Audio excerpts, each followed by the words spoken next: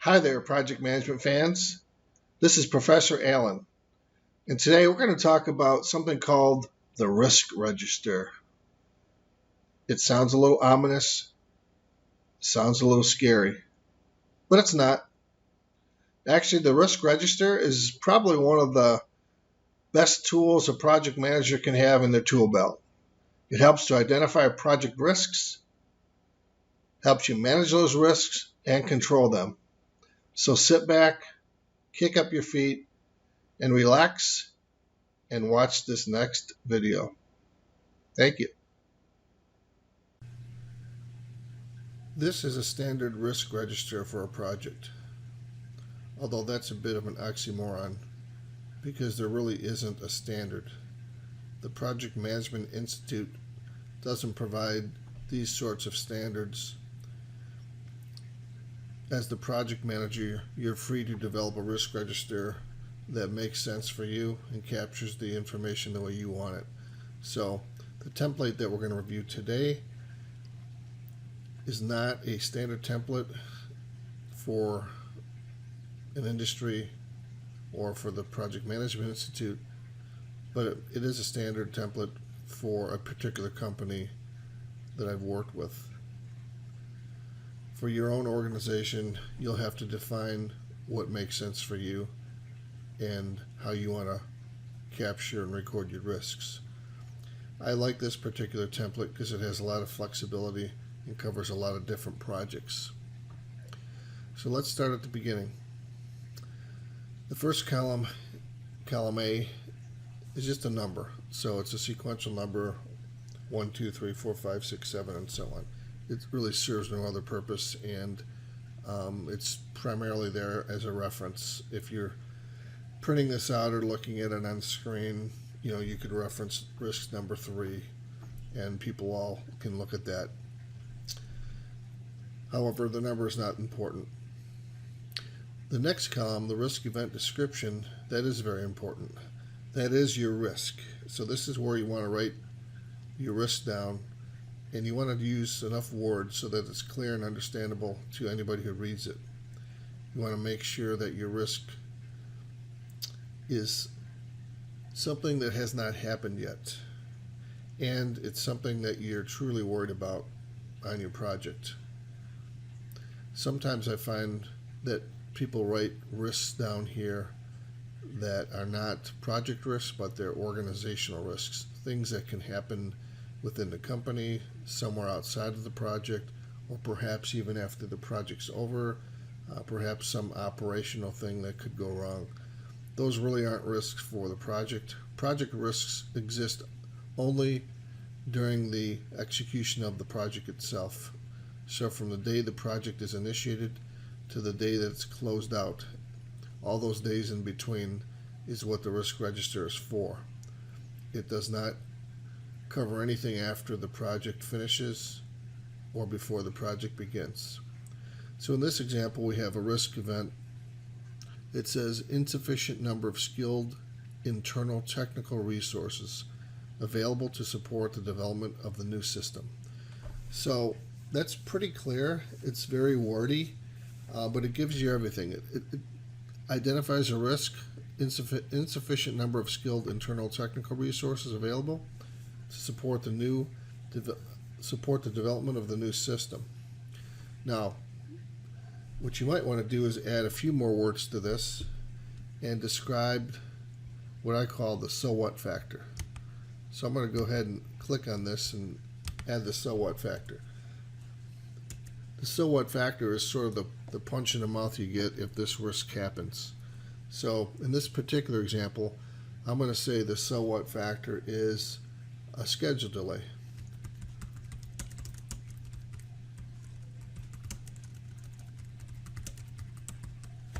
Okay, so now I've corrected that. So now it says insufficient number of skilled internal technical resources are available to support the development of the new system, resulting in a schedule delay. So you have the risk and you have the impact. If the risk happens, you're going to have a schedule delay. So that's pretty clear. So that'll allow us to score this risk properly as we move forward.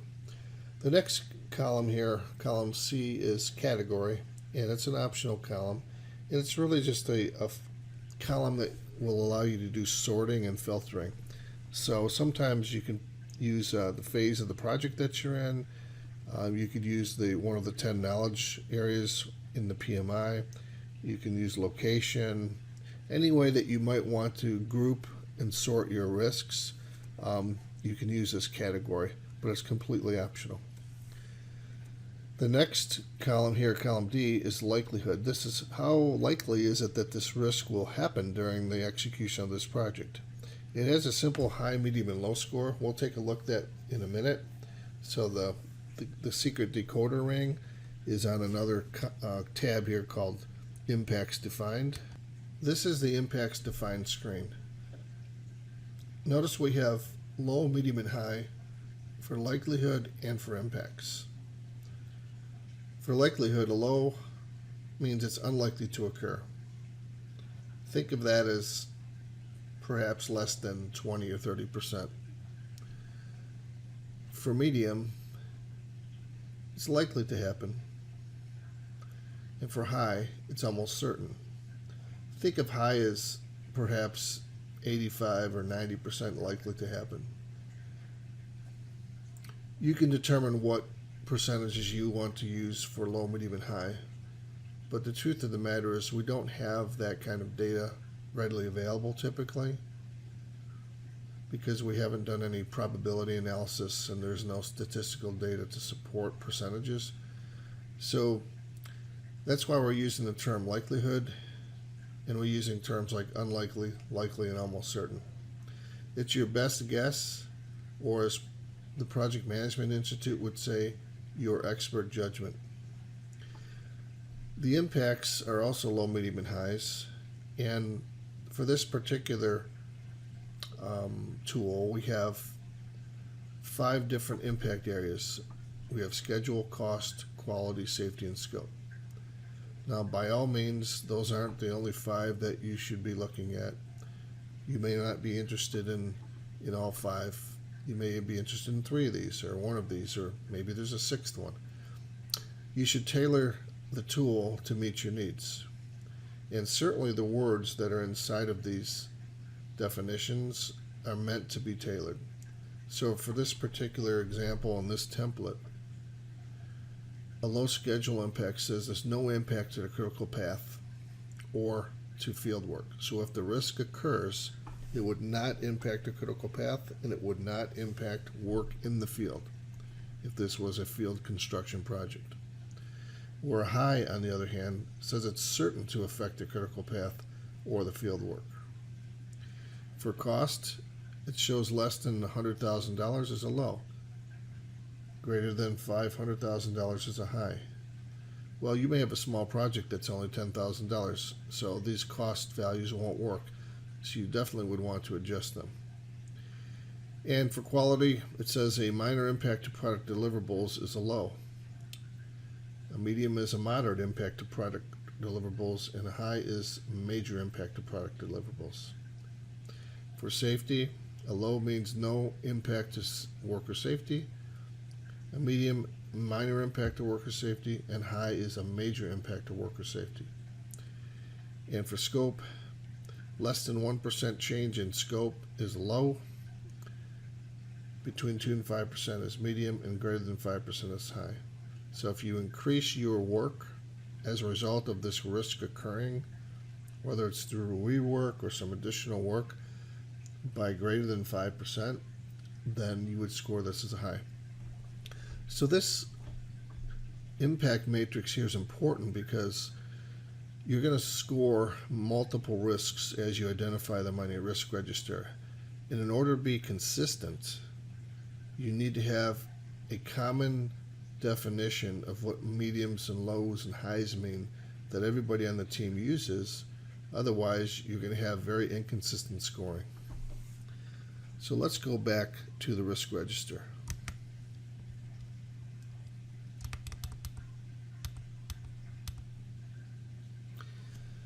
Here we have, again, the likelihood and impact. So for this particular risk, we scored it as a high likelihood. If the risk occurs, the impact to the schedule will be high, the impact to cost will be high, the impact to quality will be medium, the impact to safety will be low, and the impact to scope will be low. It's scored a 75. Now the total score ranges from 5, that's the minimum, to 125, that's the maximum. The value of 75 isn't that important. So if the risk score is a 75 or an 82 or perhaps a 71, that number doesn't matter that much. However, if you have a second risk, for example, and let's say that second risk, I'll just put in another risk here. Let's say long lead time material does not or may not arrive on time. And let's just say, for the sake of argument here, that the likelihood is low. Try that again. The likelihood is low, and the schedule is, if it happens, let's say it was medium. Say there's no impact to cost, no impact to quality, so it's low. No impact to safety, it's low. No increased scope, it's low. What you'll see is this risk scored a 7. So the score is important only from the standpoint that it is a relative priority, meaning I can clearly see that a 75 is way higher than a 7. So if I'm going to spend my time and energy and money to mitigate my risks and take actions around my risks and monitor these risks, I'm going to put a whole lot more effort into number 1, which scored a 75, than number 2, which scored a 7. That's the purpose of the total score. Again, it ranges from 5 to 125. The next column is the risk event drivers. Think of these as gauges and dials that you can monitor that help you see the risk coming. For example, in this case, again, the risk was insufficient number of skilled internal technical resources available, which means we don't have enough people in-house, that's internal, technical people, maybe this is an IT project, or maybe it's some sort of an engineering project, to support this project. So if that occurs, we're going to have to take some other action. Well, we don't want to take other action, but what can we watch? What can we monitor that might give us an indication that we may not have enough skilled internal technical resources? So the risk event drivers, the things we can monitor, one of them is we see the development schedule slips. So we see maybe a small slippage in the schedule, meaning we're not staffed up high enough. We see excessive overtime is needed to keep pace with the schedule. People are having to work holidays, Saturdays, Sundays, after hours. That may be an indicator. High number of quality errors discovered during the testing cycle. Perhaps people are rushing through because they're trying to get it done. We don't have enough people. So these are things you could kind of take a look at as the project is progressing. And if you see some of these are happening, if they occur, you can move them down from drivers to monitor to drivers that have occurred. And when enough of these drivers occur, effectively your risk is happening. So your risk is occurring and those impacts are being felt by the project. So think of the drivers as something you can watch in order to keep a pulse on that risk. And the more drivers that happen, the more likely that risk is going to occur and come to fruition. The next column is the response mitigation strategy. This is the strategy that you're going to take, again, before the risk occurs. So this isn't a contingency plan. This is trying to respond to the risk before it occurs. And when we say respond to the risk, we're talking about mitigation typically, we're talking about transfer, we're talking about acceptance, we're talking about escalation, and we're also talking about avoidance if possible. So those are 5 different ways you can respond to a risk. Those are the categories, but these are the specific actions you're going to take to respond to the risk. And when we say respond to the risk, what we're trying to do is reduce the likelihood and or the impacts.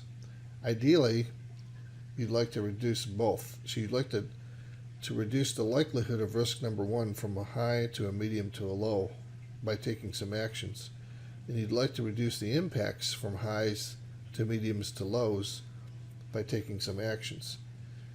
It's even better if you can take one action and it affects both the likelihood and the impacts at the same time.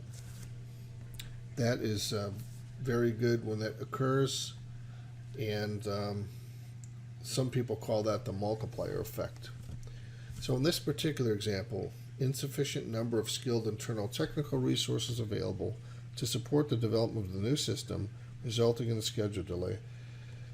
The response strategy here, mitigation strategy, says for planned actions, train additional internal people. So that sounds like a good idea. If you want to avoid this kind of risk and lower the likelihood, well, get more trained people, train them up. Hire additional contractors, so maybe some contractors can handle this for you. Add contingency to the budget to allow for overtime work. So these are actions you can take to try to reduce the likelihood and or the impacts of this kind of a risk. I'm going to scroll to the right now. We're going to take a look at something else called the contingency plan in column M. The contingency plan is your plan B. So if you may have tried to avoid this risk, but if the risk occurs, if it happens, now you're dealing with your contingency plan. What am I going to do? So it's often a good idea to have a contingency plan for all of your risks, so you have thought through what your action is going to be well in advance of the risk occurring. Otherwise, if the risk occurs and you don't have a contingency plan, you'll be scrambling at the last minute to try to figure out what to do. In some cases, it's not a very good idea to do that, probably in most. So in this particular instance, the contingency plan says outsource portions of the development to an outside vendor. So we'll just give our work away to an outside consultant firm and let them do it. A second action is adjust the schedule and budget. So if the risk occurs and the schedule slips, well, we'll just have to rebaseline the schedule and add time to it, and the project's going to be late. Not a great idea, but it is something you can do if it happens. I'm going to continue scrolling here to a few more columns. The next one in column N is the owner. Who on the project team owns this risk? When I say owns the risk, what I mean is who's going to monitor it, who's going to score it, who's going to put the planned actions in, who's going to develop the contingency plan. You need one person, one name to put in this box.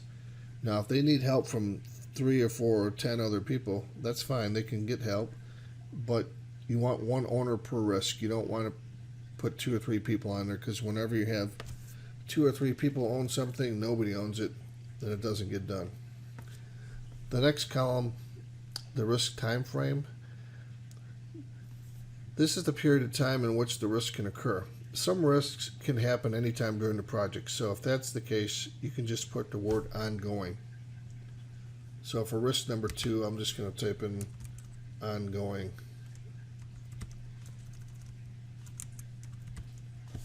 However, other risks might occur during very specific time frames. So our particular risk, risk number 1, has a time frame of March through June. Now, so those are the most critical time frames for this risk, when this risk is at its peak period, most likely to happen. Sometimes You can identify that, sometimes you can't. If you can, you can put the dates in there. If not, you can put ongoing. And then the next column, organizational or cross-project impacts. Sometimes you'll encounter a risk that has impacts that go beyond your project. And it's probably not a risk that you can address and deal with. So this is a form of escalation where you're going to pass this risk on to some other department or business unit within the company and make them aware of a risk that you uncovered that may occur that could have impacts to their organization or to other projects. So perhaps there's another parallel project running, and if this risk occurs, it's going to throw off or hurt some other projects as well. So as you can see, if you have an IT project and you're lacking skilled internal technical resources for your project, then it's probably going to affect other projects as well, because typically there are dozens and dozens and perhaps more than that IT projects going on at the same time.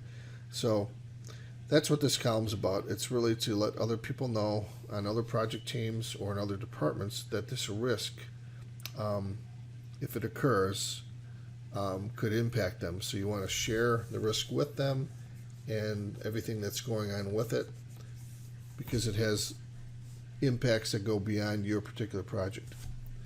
The last column that I'm going to talk about today is the comments column.